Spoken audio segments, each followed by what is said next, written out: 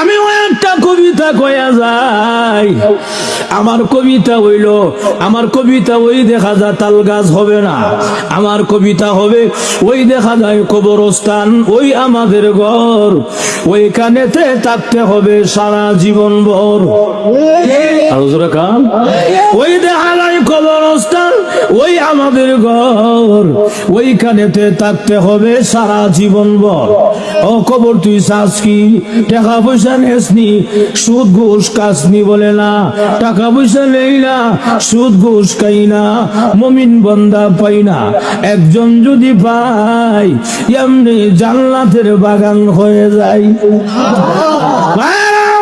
এজন্য আল্লাহর রাসূল হাদিস শরীফে বলেন, আল কবর রাউযাতুম মিন রিয়াজিল জান্নাহ আও হুফরাতুম মিন হুফারিল নার। কবরটা কারোর জন্য জাহান্নামের গাড়া হবে, আবার কারোর জন্য জান্নাতের বাগান হবে।